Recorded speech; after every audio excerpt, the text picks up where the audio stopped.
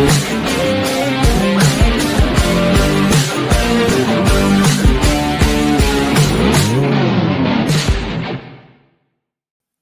is up, everybody? WTF? Welcome to Funkatopia. I hope you're doing.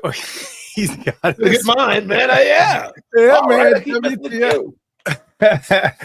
WTF. Welcome to Funkatopia. I am your host, Mr. Christopher. This is the man with the plan, Mr. Michael Bland. Yes. Co-host extraordinaire. Yeah, apparently I'm moving up in the world, man. It's all the cyber love I've been getting. I mean, I don't know. Have you been watching the YouTube videos that we've been posting and the comments that are on there? A little bit. I try not to get too sucked in. You know how it is, because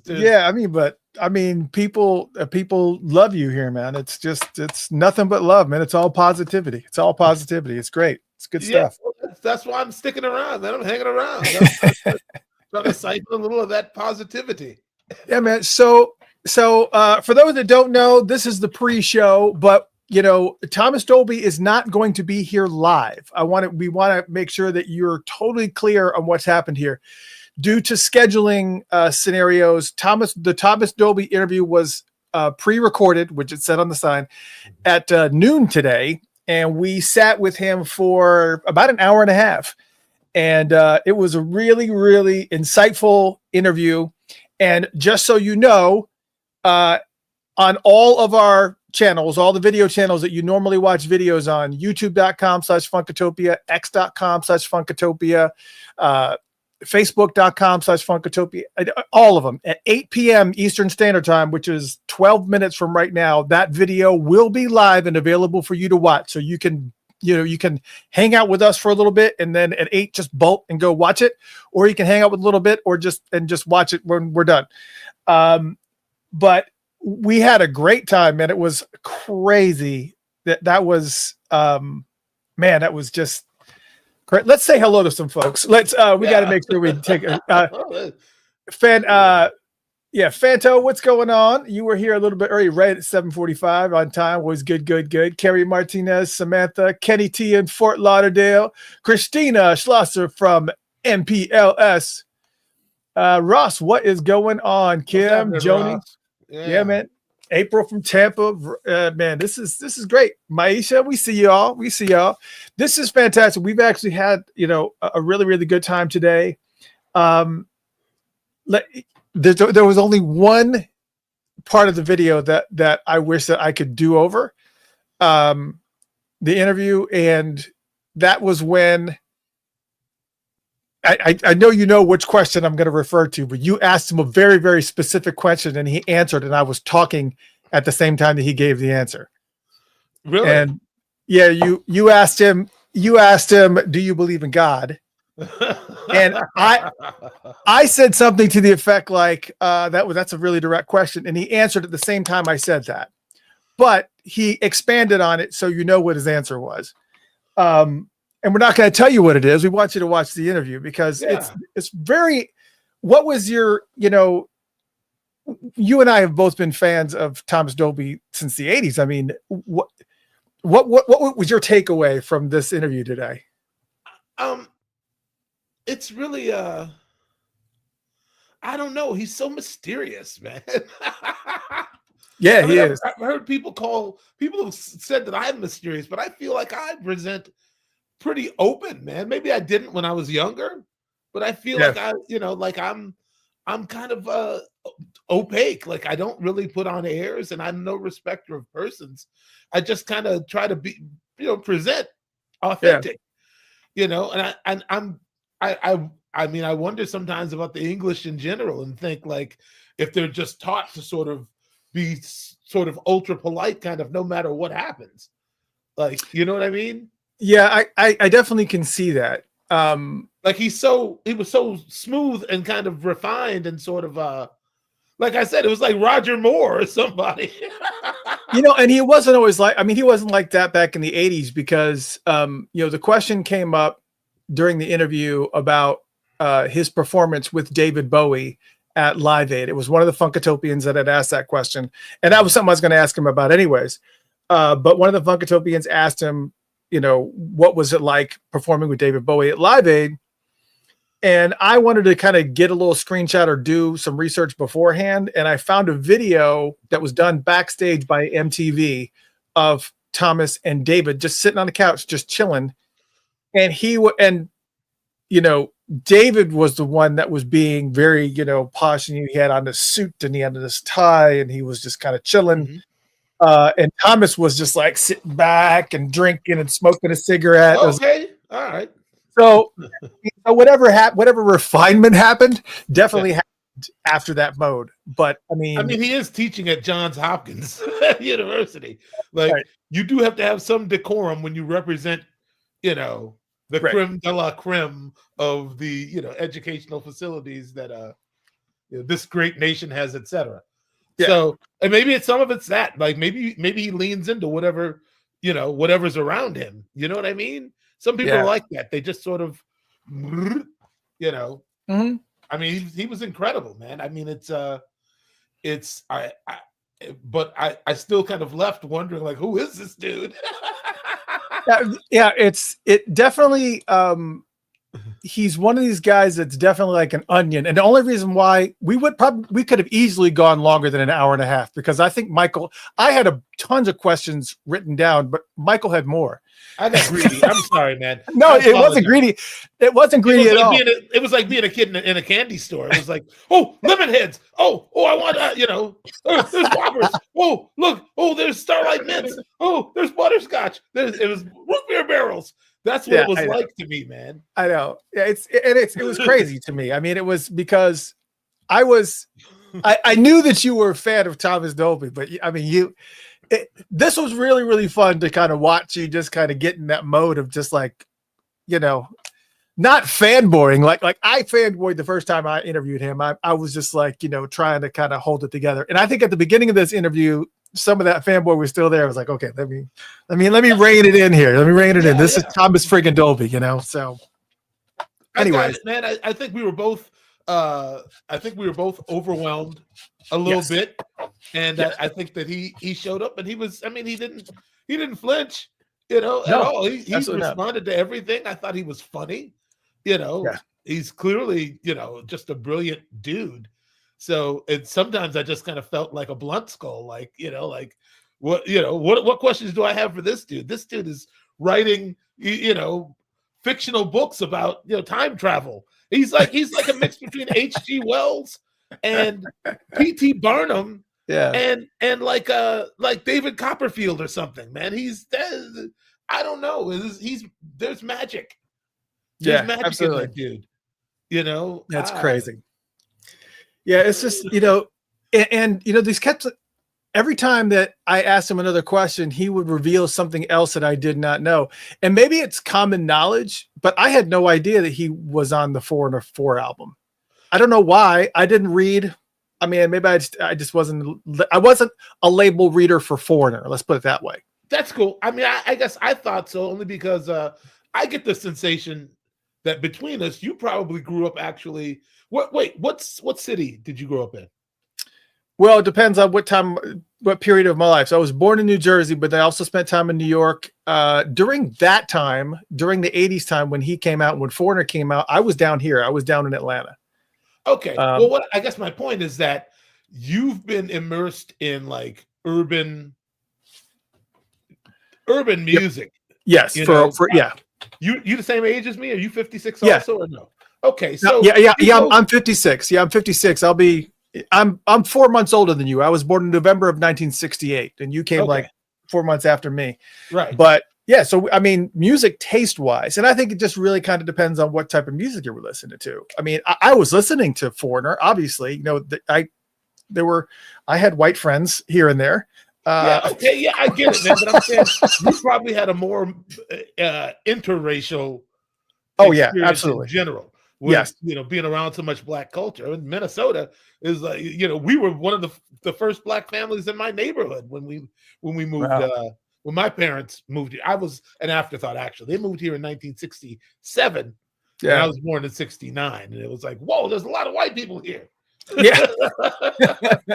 and that's the way Minnesota is, you know. I was the exact opposite because for a brief period of time, we went from the projects of Detroit, Michigan, down to Hilton Head Island, South Carolina, in 1978, 79. I want to say it was, just for a brief period of time because my mother had gotten a job as a travel agent in this really posh resort called Sea Pines, which is actually the same place that hosts the Heritage Golf Classic tournament that still goes on to this day. It's still called the Heritage with the iconic red and white lighthouse and all that stuff down in South Carolina.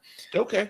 And I was there for a year, and then I was like, I don't know what is so different about this place. And then we were driving down the road, and I was just like, this is all white people.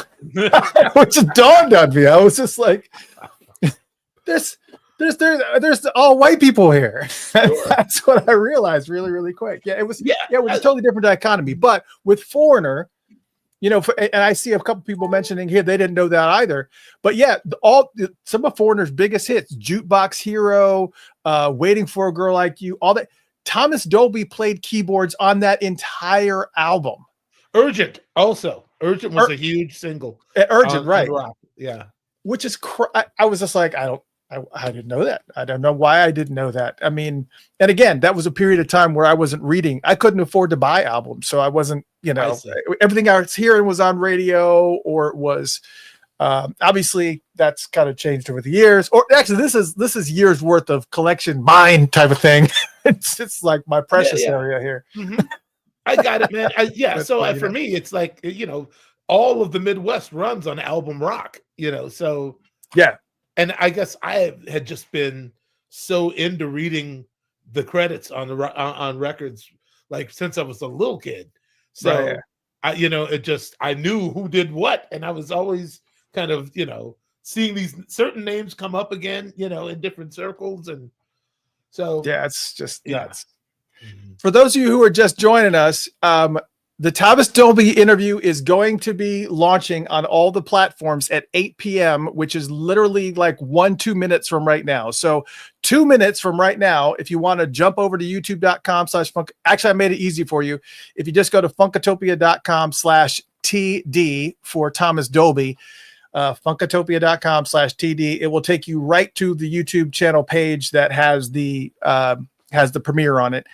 And you can watch the show, and basically it's on youtube.com/Funkatopia, x.com/Funkatopia, facebook.com/Funkatopia. And I went ahead and uploaded the audio also to the Funked Up app and wherever you listen to podcasts, Spotify, iHeartRadio. You can go to all those places at 8 p.m. if you want to listen to audio only. All of it's there. So it launches at 8 o'clock, but we are here just talking about the experience of interviewing Thomas Dolby. So if you guys want to jump, you can jump and go and watch the interview, or just hang out and then watch it after we're done here, because it's not going to go anywhere. It's just I couldn't upload it here and play it here because of size limitations. So that's what we're doing here, is just hanging out with you and chilling, and then you guys can go watch it. But yes, we did get an opportunity to meet Thomas, and I was very impressed that Michael held it together, because he was definitely a fan. You could tell that Michael is a fan, and I felt the exact same way. I'm like, oh man, it's friggin' Thomas Dolby. If you want to see me geek out, go ahead and watch the Dolby episode. It's and then I emailed him after. And I said, hey, man, I thanked him for coming on the show. And then I said, hey, listen, I'm serious. Like, I might have something that could actually use your touch. And I said, do you have a business manager or somebody I need to speak to? And he was just like, no, just send it on, man. If it's fun, you know, we'll work it out. So, right. Yes, man. Yes. A song worthy of Thomas Dolby's touch on it. You know, my God, Thomas Dolby and Michael Bland. Oh nice my God! Guy, I gotta find some. I gotta either find or write something very special, because I don't want to squander it. I don't want to give him a bunch of crap. Yeah, no, I get it. Well, and that's how he was. And he tells a story about a lot of people. I'm not going to give away the whole thing, because I want you to watch the interview, because it's really fun. It was an 1.5-hour interview. The first time I interviewed him was 13 years ago, and it felt like it went on forever, but it was only 20 minutes. I was just like, wow, that's kind of weird. I mean, the conversation probably was longer, but it was edited down. But this time around, 3 times as long, actually longer than that. But an hour and a half that we sat and spent time with him and got tons of stories. But he was telling the story about meeting Michael Jackson, or finagling his way over into Michael Jackson's house. And Michael Jackson had asked him to write a hit, and he felt the same way you did. It's just like, oh, I got to write something. Yeah. What do I do? Right. So yeah, man. Life is relative, man. Oh man. It's just amazing. He felt Michael Jackson's pressure. I'm feeling his pressure. So yeah, it's all trickling down. It's manifesting.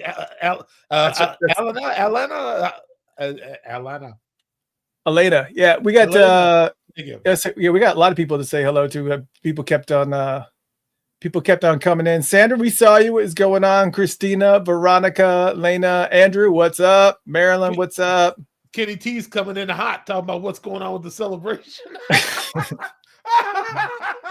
I want answers. Well, let me just say, next week, next Tuesday, we are going to be talking. The topic next Tuesday night is going to be regarding Prince's legacy. So we're going to talk a little bit about that, and of course, that has a direct correlation to the celebration that they're doing in 2025, because that's one of the pertinent and important pieces to kind of move his legacy along and to kind of keep the things moving.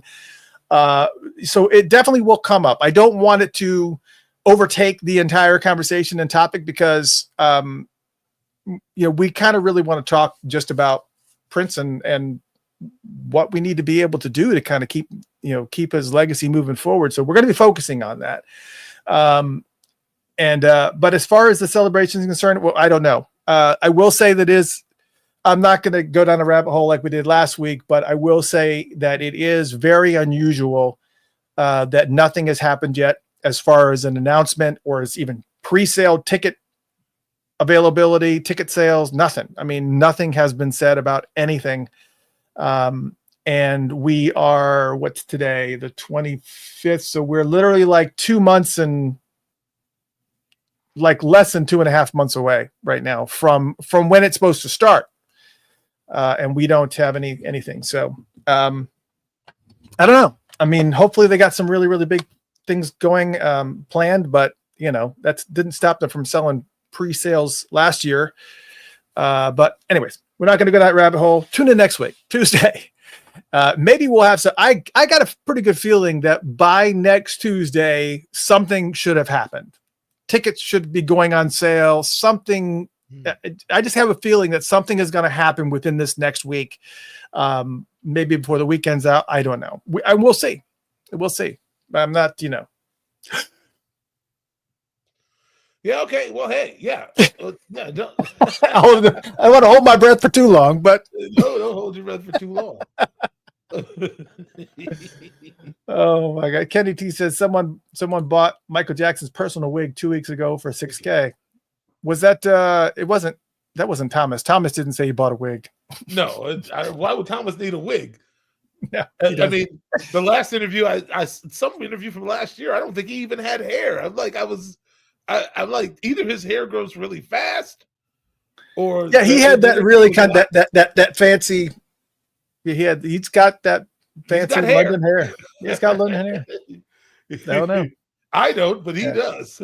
Yeah. So I'm super excited. It was a great interview. It was tons of fun. And again, it was an hour and a half interview that should be live right now. So no matter where you're watching, Facebook, YouTube, X, if you go to the Funkatopia channel on any of those and you refresh, you'll see it. It's there.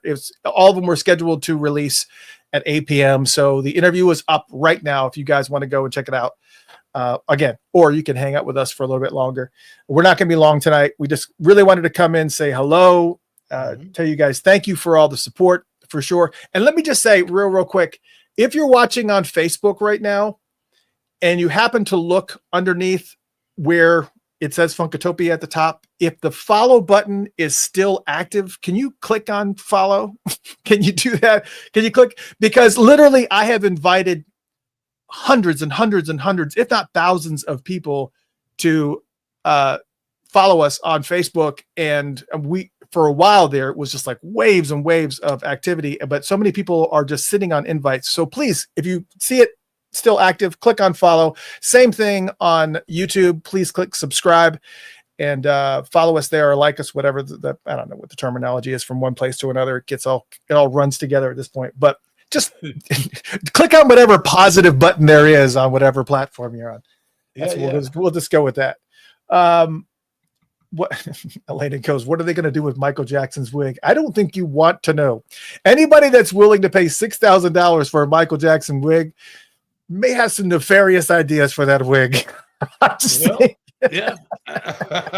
I won't dispute that. I don't know. Okay, whatever. Elena says folks have been at Facebook and went to Blue Sky, whatever. No, Blue Sky is a replacement for X. A lot of people were upset when Trump was elected and Elon was kind of part of that mix. So everybody jumped ship from X and went to Blue Sky. Blue Sky looks exactly like X. It's literally, I don't understand how they don't get sued because it's like a carbon copy of X. It's really weird. Well, unless the actual owner is the same. Yeah, it's just like, yeah, I could see Elon going, yeah, go over here to Blue Sky. Ivory and Joy. It's the two different cleaning soaps owned by the same company. It's Procter & Gamble. Right. That's it. We saw, hey, Lori, how you doing? Welcome in. Make sure you guys head to YouTube, X, Facebook, wherever, and you can see that Thomas Dolby interview. It is live right now. If you only want to listen to audio because you're on the road, that's cool. Head to Spotify, iHeartRadio, wherever. It's up there right now. You can listen to the audio version and watch video later. It's all there. Plus, on top of that, on the Funked Up app, Funkatopia's app, you can actually download it. And right as soon as you open up, matter of fact, I'll show you how it works. Basically, all you do is you click on the Funked Up app, which will start it. And right there, right at the top, it's Funkatopia's interview with Thomas Dolby. It's right there. You click on it and you can listen to the interview right there on the app. It's all there. Yeah, man, we're fancy as hell. Well, you are. I've noticed you got a few little tricks and whatnot, man. Yeah. How did you like all your swag? Did you like all the merch? Man. I mean, it's I don't really wear hats that much anymore, but I think my wife probably will end up wearing both of them. as long as it gets used, man. Yeah, I grabbed the mug and I let her have everything else, really. So nice. Well, as long as somebody wears it and it gets you. I figured it was still cold up there, so I sent you a beanie. I was just like, it's probably still a little every now and then. I don't spend no time outside, Mr. Christopher. I go from the car into the rehearsal space. Yeah, I feel you. I feel you. The door, just like right there.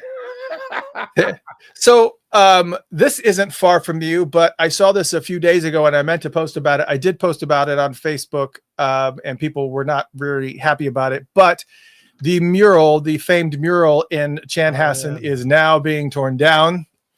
This was a picture from a few days ago. It's probably completely gone by now. So I asked people, I said, look, if you got your picture taken in front of this mural, go ahead and post them. And a lot of people have posted their picture in front of this mural. So it's good to kind of keep this memory going, but this mural is gone. And I posted, I don't know what that guy's name is. The one, I think he's from Hawaii. I don't know. I'm really not familiar with the artist that did this mural or the other mural artist that I had posted on Facebook. I don't know where he's from, but he sounds like he's from Hawaii.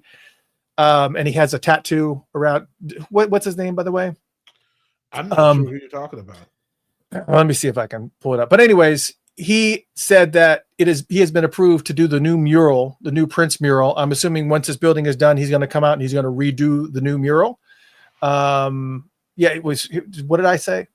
You thought he was an Aussie? What did I say? Oh, I said Hawaiian. Yeah, maybe. I don't know. I'm like, he's from New Zealand. Yes, from New Zealand. Yeah. He's from New Zealand. Yeah, see, I've never been outside of the state, so that's welcome to what ignorance look like. Hi, don't put me in. I have no friggin' idea where Carmen Sandiego is, and I don't really even give a shit. So, where in the world? I don't know.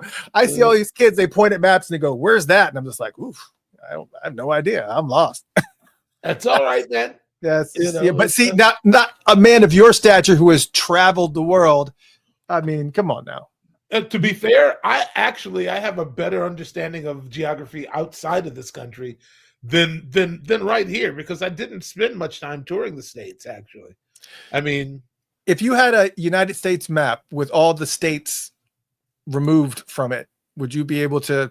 I mean, I could do like probably 85% of them, but I think like maybe I might get the Dakotas mixed up. There might be a couple in there that I might mess up, but I don't know. Would you be able to get all of them?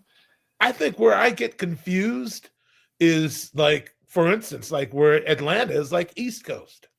Like, how does that happen? Like, I don't like, well, let's see, straight down from Minnesota is like Florida, like Louisiana, Florida, like kind of straight down, you know? Yeah, because the northeast part of the United States kind of juts out a little bit. So it's kind of, I'm really more confused about like the East Coast than any other area, really. It's Midwest. I'm here. I see this all the time, but well, he just says, how do you mix up the Dakotas? Let me just say, if it can be done, I'll do it. I'll do it. One is in, one is S. One is north and one is south. Oh, I mean, listen, I mean, you I think we had a gig either in Minot, North Dakota, like last summer. It was like we went from Minnesota right in there. I was like, I didn't even know we had changed states. So that's just ridiculous. Yeah. I think I need to create a new banner kind of letting people know where the video is for Thomas Dolby. Because again, if you're just joining us, we recorded it earlier today. It is now on YouTube and Twitter and Facebook, and also all on the podcast places. So all you got to do is just go to any of those channels and the interview is there. We had to record it earlier today. It wasn't live, but it was a lot of fun. I just can't say enough about Thomas Dolby. He was one of the first major interviews that I ever did on this channel. And I just, I was doing lots of funk bands. I mean, it was kind of unusual that I was able to get, it's very, very unusual that I was able to get as many amazing bands as I have over the years. Kool and the Gang, Rick James Stone City Band, Jamiroquai, people from the Brand New Heavies. I mean, just Thomas Dolby and Bootsy Collins and CeeLo Green. CeeLo's been on like 2 or 3 times. Wow. And I just think it's just a matter of just keep on keeping on, just keep on pushing and keep on going. And, just things just kind of come. But, again, Thomas was one of the first ones that I did. So it was really good to see him. Cause the first time I didn't see him was an audio one via Skype. Yeah. But this one was it was great. And it was great to have you on there too, because you were actually familiar with some of the lesser known artists and bands that he was talking about. Like some of them I'd never heard of. I got you, man. Yeah. Who was Prefab Sprout? You said, "Oh, I got that." I was like, I don't even know what that is. I remember when that record came out. I used to just hang around the record stores and you just would see, you'd notice people's names, on more than one thing. Like I was saying, it's like I was really interested in like, well, who the credits, who did this, who did that, and that band Prefab Sprout kind of happened at a time when it was like that second English invasion. There was a bunch of bands coming from England at that time. I mean, that are like lesser known in the States. I'm trying to remember some of their names now, but well, who is Prefab Sprout? Tell me, I don't know anything about them. They were just like this sort of pop English group. Who were they like? Were they like anything like XTC or some of the bands that we've talked about before? No, they were more like it was more like it was more like pop music. It was like he was saying that how the lead singer had more of like like not a rough voice, but more like George Michael or somebody. Like it's popular music. I'm trying to think there are other bands like the Style Council. Okay. And like it was a very pop thing happening in it was right on the tip of the new romantic thing. Like right after all these bands, here Okay. comes Adamant and Culture Club and Duran Duran. Like Prefab Sprouts, like 1981, maybe. Yeah. Okay. Yeah, I don't know really how to get into it. Well, I mean, that's kind of what I was referring to, was just like, how does, I was wondering who they were. I was trying to put this up as a ticker, but apparently it's only coming up as a thing. So, okay, we'll figure it out. Anyways, I'll leave that up for right now because a lot of people were coming in and going, all right, bring on Thomas. So, yeah, right. Enough of these two, enough of Beavis and Butthead. Let's get, This is where you go. Yeah, Christina says she remembers them. Yeah, I mean, yeah, there was Wet, Wet, Wet. That was another one of those bands. Like there was just a rash of English pop bands, like in the early 80s.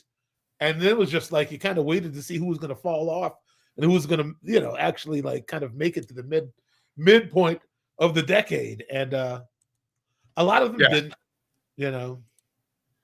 Yeah, there was just so many of them that were out, because I remember all the small bands that just kind of came and hit and left, like Kaja Gugu and those types, just like pop, pop, pop, and it was just like they were out and they were gone. Yeah, but I mean, it was so. I've got like so many of them back here. Like I can go through my '80s albums right now. It's just like, oh man, I forgot about these guys, and it's just like, I mean, it's a lot of funk bands like that too. So it's just like, that's true. Do you remember? I'm trying to think of some really amazing funk bands that I'm like, God, how did they not make it? Do you remember Dag? Yeah. Actually, Dag has some Minnesota. They were here. They recorded a little bit with my friend John Fields, and you connected to everybody, man. Well, yeah, I've been doing this a long time, man. And I know. And Minneapolis is kind of could maintain its sort of hotbed, like there's always somebody coming here trying to do something, So it's fortunately for me, Yeah, no, and it's great. It's great. Yeah. Yeah, Dag was great, man. I think really good. Yeah, one of the dudes who played keyboards with them, he's from here. He's from Minnesota. Yeah, Dag, apartment 4. Yeah, that was a great. It was 423 though. I think it's what it was 423. I think is what maybe I'm wrong, but their first album, Righteous. Yeah, that album was woof.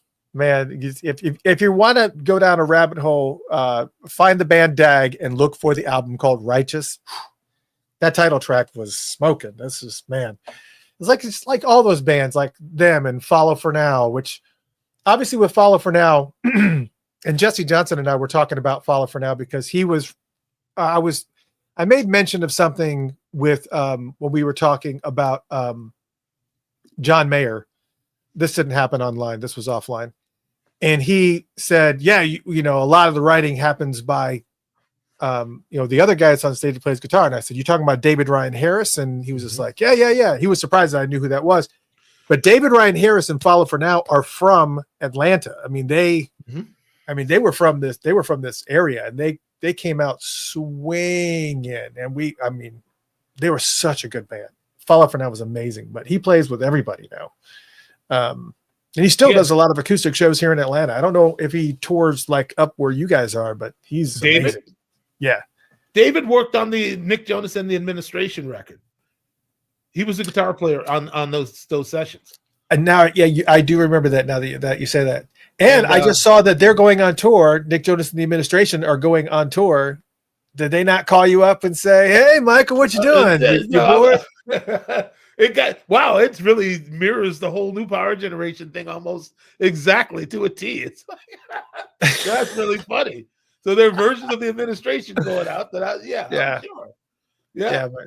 But there you go. I mean, but that was some of the appeal of Administration was you and Sonny. It was kind of like that was some of the major appeal. I mean, that's when people found out that you guys were on it, it was just like, oh well, okay, it's a Jonas Brothers, but I'm listening now. It gave it, it legitimized it for some people, but some people also went, yeah, okay, well, if I had the money, I'd hire those guys too. and like he was just kind of leaning on us like we were a comfortable couch or something.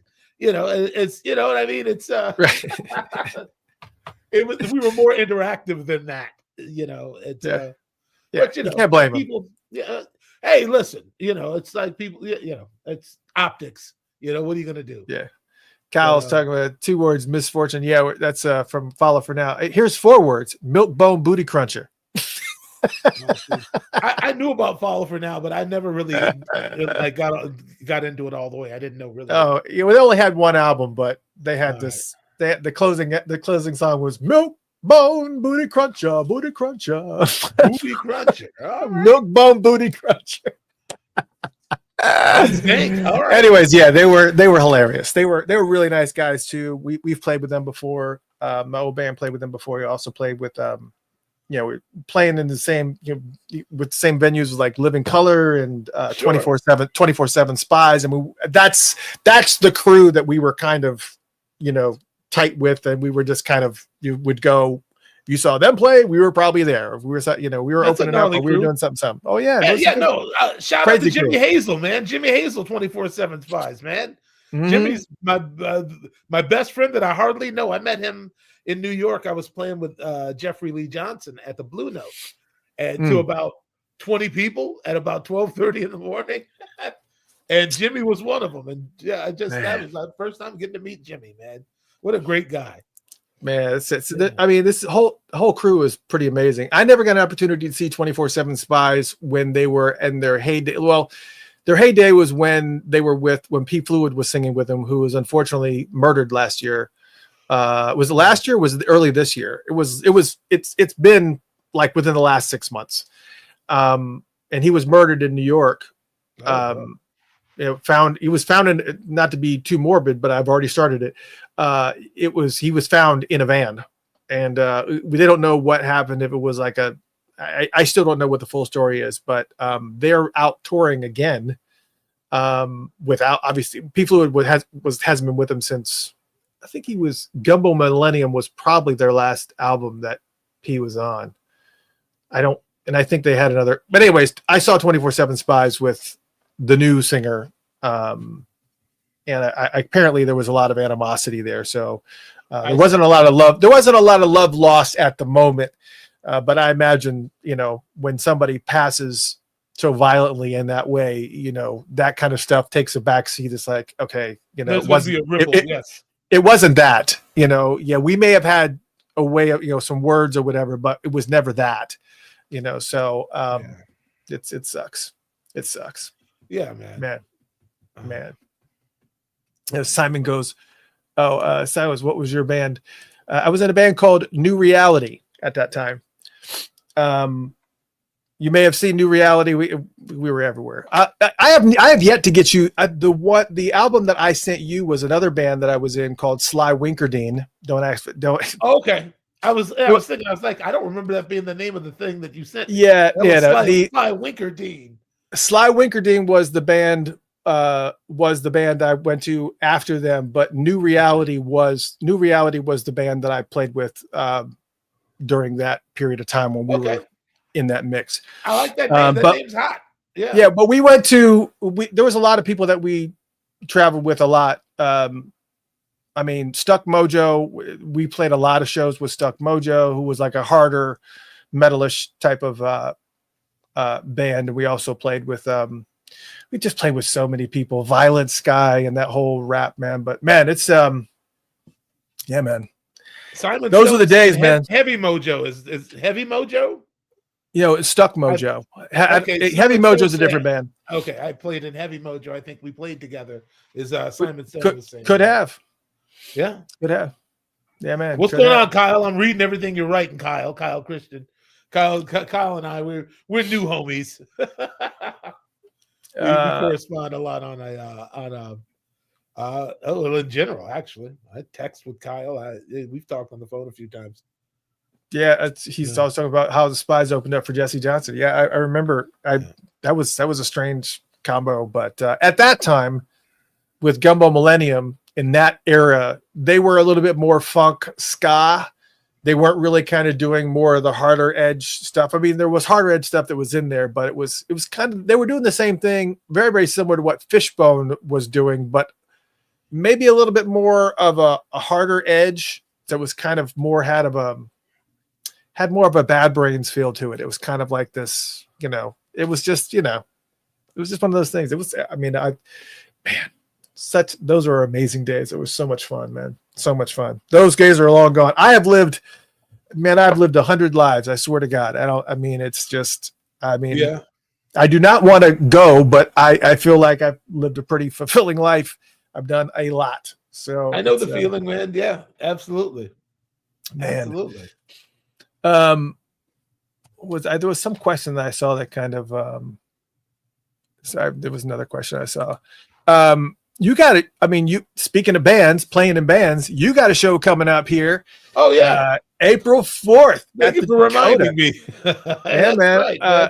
For those who don't know, Urban Classic is going to be playing at the Dakota in Minneapolis. For those Minneapolis, what do you guys call yourselves? Oh, the Urban Classic is the name of my band. No, I'm talking about, what do you call yourselves as far as I know Minnesotans are from the state, but Minneapolis Minneapolitans, I guess. I don't know. Okay, there's a one. I got it. But go ahead. Tell them about the show.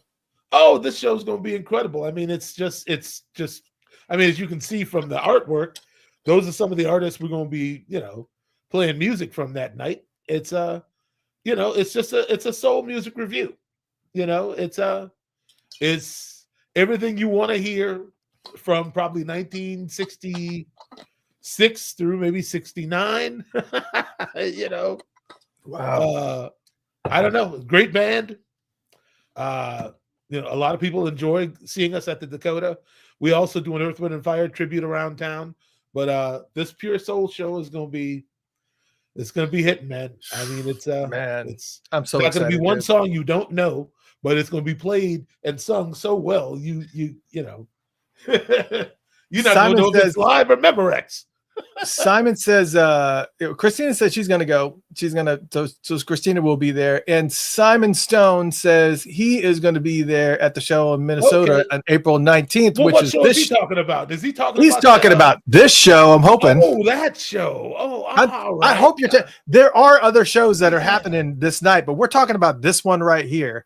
I'm assuming that you're talking about this one, Simon. That show, the Together show. Simon said, I regret not meeting Bland that night, but if you come out to this show on the 19th, you can remedy that. Oh, yeah. I'm going to leave the dressing room door open all day. If you can find it, come walk right in, man. Yeah, man.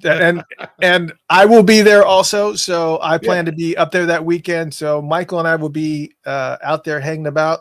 And did we say we were going to be we were going to do wings, weren't we? Was it wings or ribs? We talked about. It's probably wings, man. I can't eat ribs before I gotta actually put a show on. You can. Yeah, you can. I can. I gotta stay awake for man. I didn't say a lot of ribs. What are you gonna stop after you get one rib in? Like I'm gonna get you, sucker. How much for one rib? I'm gonna eat one rib and then get on the drum. Lemon pepper. See, Simon knows. I don't know if I can get wet lemon pepper wings in Minnesota, but it's Hopkins. I'm sure some bar in the vicinity has got to be able to do takeout service. Well, I'll eat a couple chicken wings with you, man. If you want ribs, that's on you. I have an obligation to the people. I can't be up there snoring. I always forget the name of the pizza place I hit every time I'm up there. Man, there's some Funkatopians that are in here that know the pizza place I'm talking about that I go to every time I go up there. It is apparently it's not one of your bigger ones, but they have multiple locations. Like Gina Maria's or yes, it is it. Matter of fact, yes. I heard you mention it before. Yeah, man. I've never had their pizza, but you keep singing their praises. Man, the last time I was in Minneapolis, I had to go. I couldn't get out in time. I couldn't make it to it. And I just said, screw it. I'm doing it. Cause I was on my way to the airport. I still had a couple hours to burn before I had to be there. So I found a Gina Maria's. It was a different one than I normally go to. And I literally ordered a small pizza and sat in the car and ate that. Well, not the whole pizza because I couldn't do it, but I was just like, this got to be my thing. I have to get this pizza every time. All right. Yeah. So. Well, if we know in advance now, maybe we can make arrangements. I would eat a slice of pizza with you. Yeah, we could do it all, man. We can do it all. Well, you're not here long enough for me to do it all. You come in the I understand. I got to work. But for those who don't know what we're talking about, I got to come to Atlanta is what needs to happen, and you need to take me to get some real soul food, man. Oh man, I tell you, I can take. We don't have a whole lot of in Minnesota. Yeah, we got all kinds of stuff. We have amazing. There's plenty of soul food places I can take you to. Absolutely. And there's also some amazing Asian places down here too. If you like Asian food, let me just tell you, oh my God, there's a street that runs, it pretty much runs all the way into Atlanta, but it comes out of Atlanta too, called Buford Highway. And on Buford Highway, it's just really been taken over by a lot of Korean stores and shops, and there's the farmers markets down there and everything. But there are some amazing Asian places and bakeries and things that are there. It's just like, oh, deceive me now. It's just like, yeah, if I know I'm going to be heading down that way, I got to make sure I don't eat like the whole day before I go to that because it's just give me a break, dude. Oh my God, it's just amazing. But for those who are listening to the audio, the show that we're talking about on April 19th, again, it's not in Minneapolis, it's in Hopkins, Minnesota, which is southwest of Minneapolis. And it's a show called Together, Saturday, April 19th. And it's a tribute to the music of Prince featuring former members of the original New Power generation. I am reading it verbose off of the flyer. Tommy Barbarella, Michael Bland, Levi Caesar Jr., Dr. Fink of the Revolution. That's right. Where he's also of MPG as well. Yeah. Technically.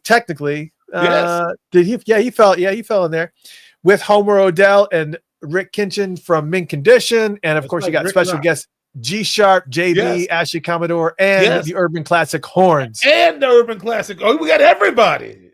That's gonna be a fun show. I will be there for that. That's gonna be a lot of fun. And then there are some other events going on afterwards. There was something that somebody had sent me that, anyways.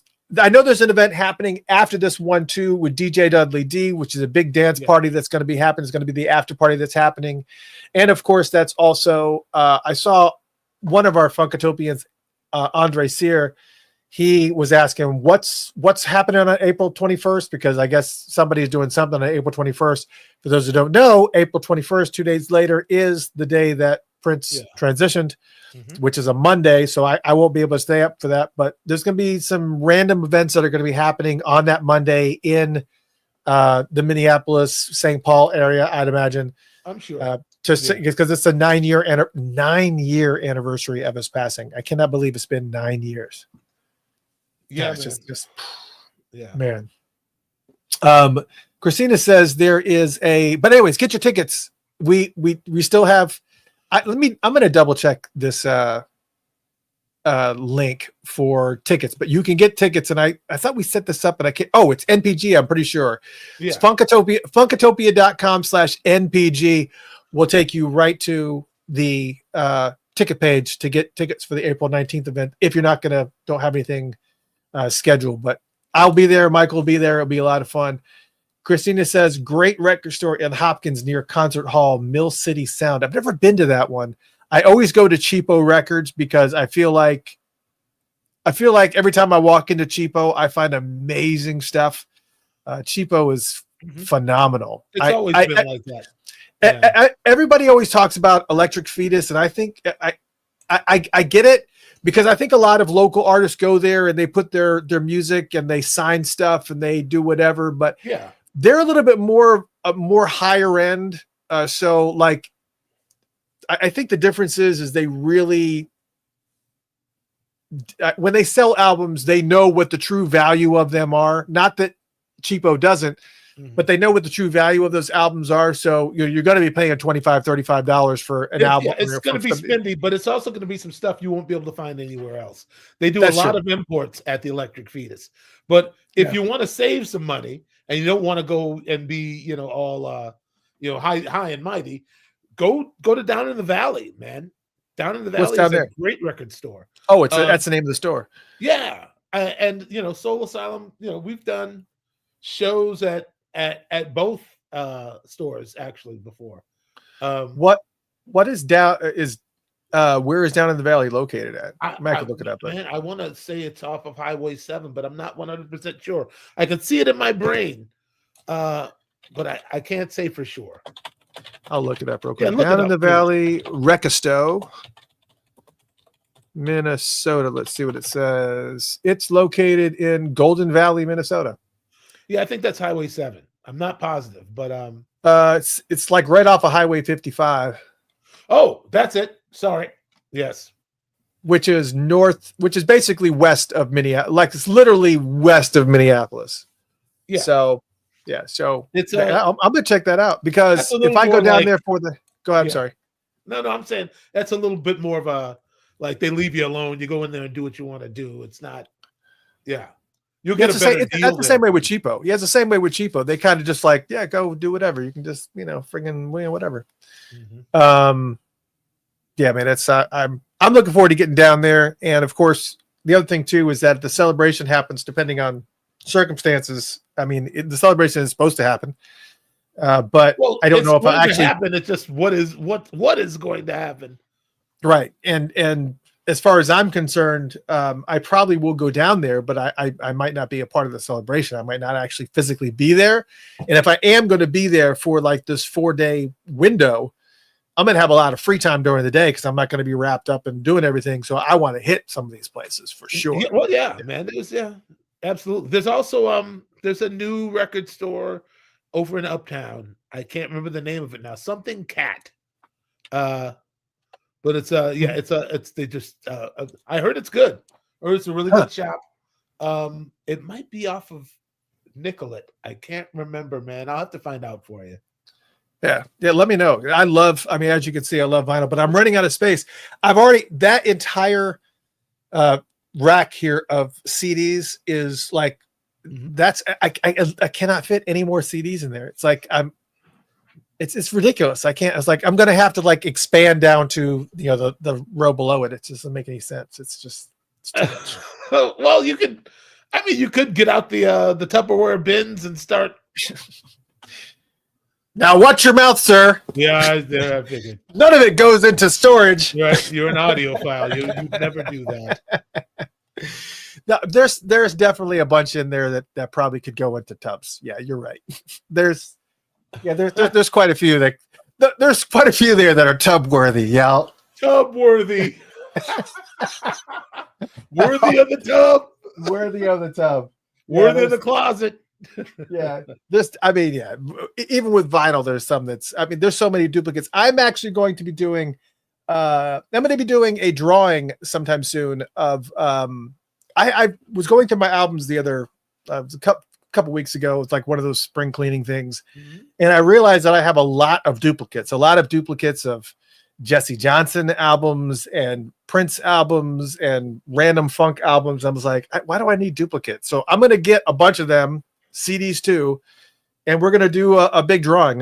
Somebody's going to win like a grand prize drawing of just my duplicates. I don't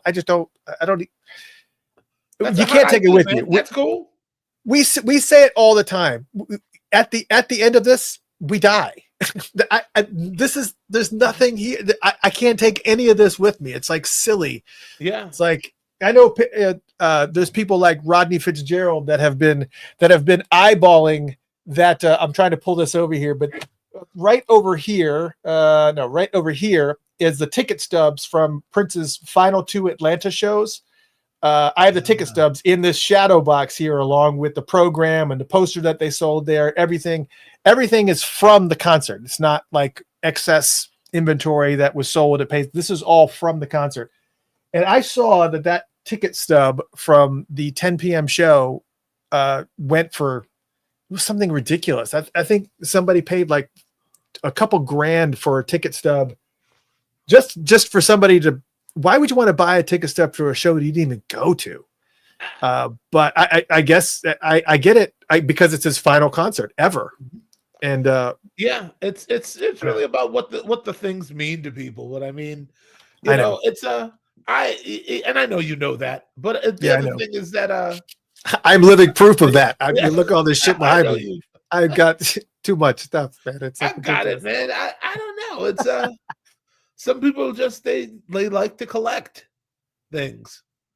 You know, I Yeah, mean, it's even I mean, people, I mean, species. I heard an octopus does the same thing. Like the Octopus Garden song by the Beatles is mhm. really like about like how octopuses they like grab shiny things and they collect them and they arrange them.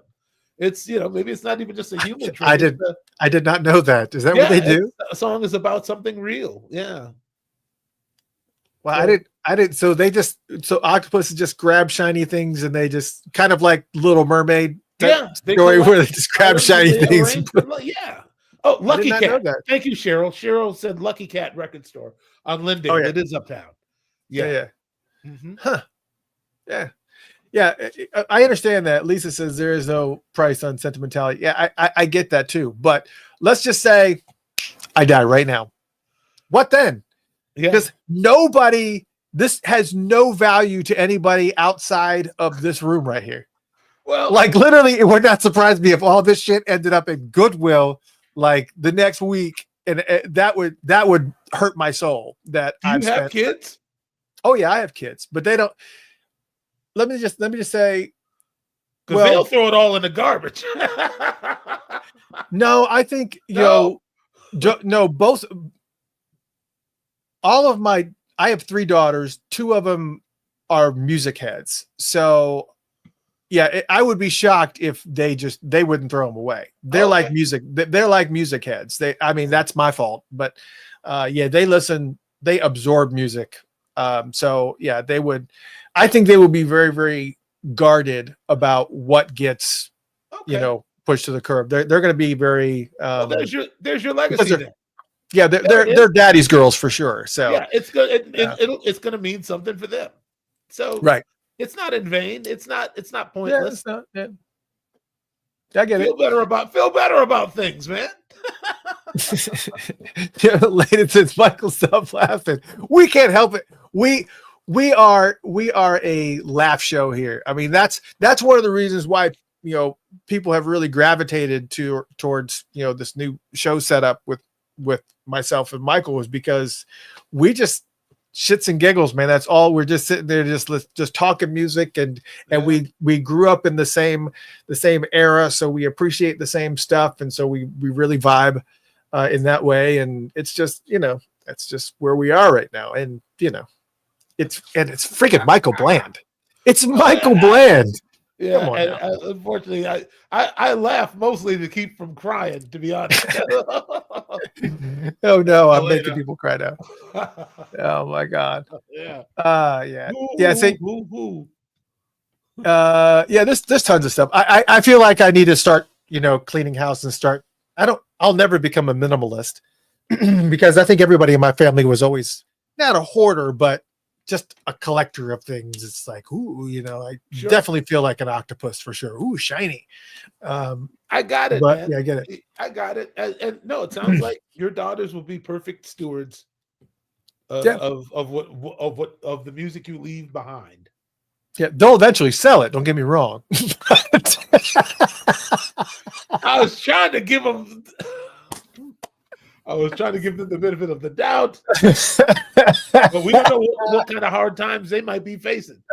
That's right. They might have to sell all your boxes. If that's yeah, but like as far as like we've talked about this before, as far as like these shows and stuff, the stuff with the information and the interviews and the things that we do, that stuff, that I don't trust any of them with.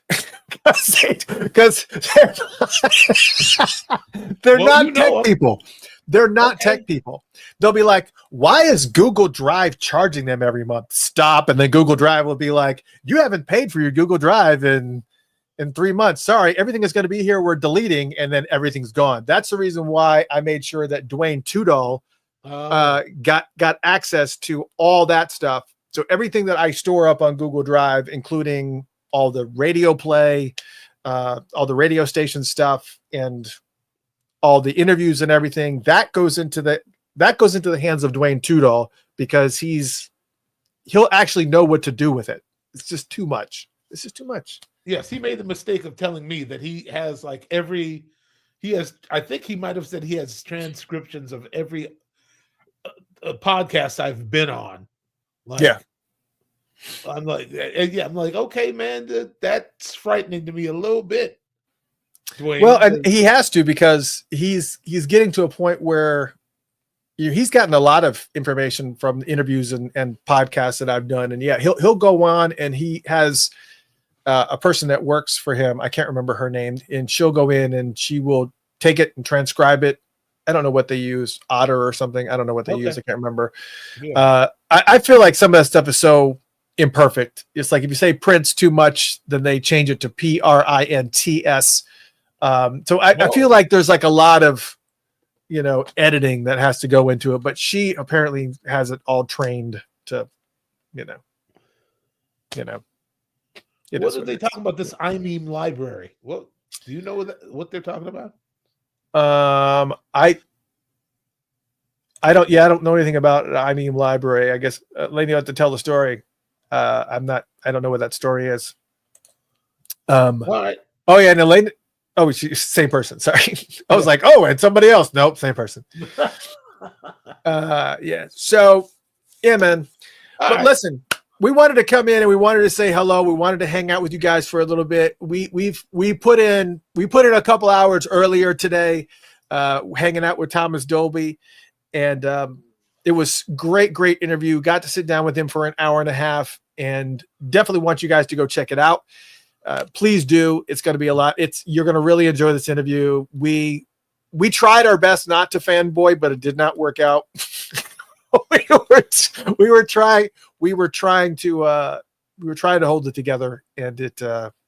Yeah, no, I just too many questions for me, and too many questions for you too. I guess. Yeah, it just kept on It's like every single layer of onion he pulled back was like, God dang it, man! It's just more questions. Yeah, please, dude. Oh boy. Oh man, yeah, it's pretty now. I mean, and there's so many things about him that people just don't know. You guys remember the old old music files, the RMA? It wasn't Real Music Audio, it was another one. It was RM something.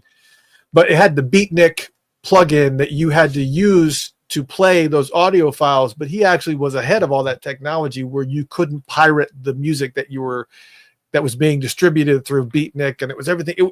I mean, all the stuff that he did with virtual reality, and he was just such an innovator. And it's again, you're going to see all the different layers. And it's just amazing. You're going to have a good time. So head to youtube.com/Funkatopia, x.com/Funkatopia, or facebook.com/Funkatopia. You're probably watching it on one of the channels right now, but if you just refresh the page, you're going to continue seeing us live, but you'll also see the Thomas Dolby one. Or if you want to listen to audio, head to the Funked Up app. That's Funkatopias for those that don't know, who are new here. We have an app called Funked Up, and it has 3 radio stations on it. One is only for Patreon supporters, so you can also support us at patreon.com/Funkatopia. Here is the different ways that you can do that. But if you go to patreon.com/Funkatopia, you'll actually have access to a 3rd radio station that is 24/7 Prince, and it is deep tracks, deep stuff, like rehearsal sessions and it's crazy stuff. It's really? It's amazing. It's pretty cool. I haven't been yet, man. I might try when we get off the air. Oh yeah, man.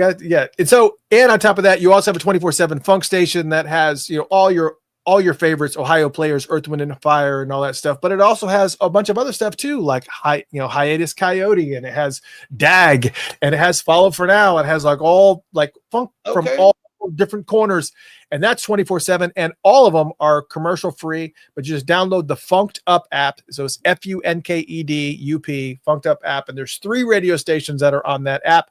All of them, the app itself is basically supported by the Patreon supporters, and that's the reason why Patreon supporters have an extra radio station that is all theirs.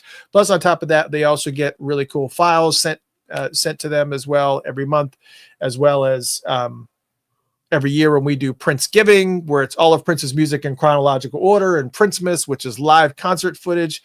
And on top of that, coming up on his transition day, we'll be doing all of Prince's music in alphabetical order. Again, only for Patreon supporters, though, not for. So you need to be a Patreon supporter and really just kind of join in, have fun. But man, it's great hanging out with you guys. We're gonna get some rest, and man, it's been really cool hanging out with you. Getting a double dose of Michael on a Tuesday, man. Hey, man, that Thomas Dolby interview, that I think it changed me some way. On the inside, I feel like my molecular structure went through something. I don't know, man. That was really wild to me. Yeah, I saw there was like a couple of moments in the interview where you really were kind of at a loss for words. You were like, wait, like, what did you just say? Let me process, Yeah, there was a lot going on. Yeah, and he didn't even look like he got that mad when we double teamed him and whatnot. Like he kept it cool. He was cool the whole time, man. Yeah, he knew that we were fans. He was just like, all right, we'll just gotta let them do their thing. So yeah, it was great. So you want to see us kind of, take a giggly schoolgirl approach to interviews. Exactly. We were like two puppies let out of the kennel. Oh my gosh. And Henry, I know you asked that question earlier about the new t-shirt. I will go ahead and put it up. I will take a picture of the one that I wore the other day. It will be available. The one that had the Funkatopia logo going across the top of the shirt. I will put up the different colors that are available. And I will do my best to actually put it on the store this week. I know I said that last week, but it's been a crazy week, including a last minute Thomas Dolby interview. Literally no joke. Thomas reached out Sunday night and said, yeah, I'll do the show Tuesday at noon. And I'm just like, oh, great. I have a date. I have a day to prepare for this. You did great, man. Yeah, it was great. It was good. Yeah. You got a slideshow and everything. So yeah, you handled it, man. You got it. You're pro. Yeah, I've been doing this for a while. I know the steps. That's the only good thing about it is I've been doing it so long that I know it's like click, click, click, click, click, click, click, snatch, clack, click. It's just, sure. It's part of the process now. But anyways, thank you guys so much for Nick just came in. Hey, Nick, sorry you got in here late. We're about to head out. But thank you guys so much for hanging out. Go check out the Thomas Dolby interview on all of our video channels and all of the audio channels, including the Funked Up app, including Spotify, including iHeartRadio, Odyssey, Apple Music, all those places, wherever you want to listen to it and wherever you want to watch it. It's out there right now. Thank you guys so much for hanging out. Michael, an honor once again hanging out with you, brother. The honor is all mine, Mr. Christopher. Yes. Mr. Christopher, that is the man right there, Mr. Michael Bland. Indie face.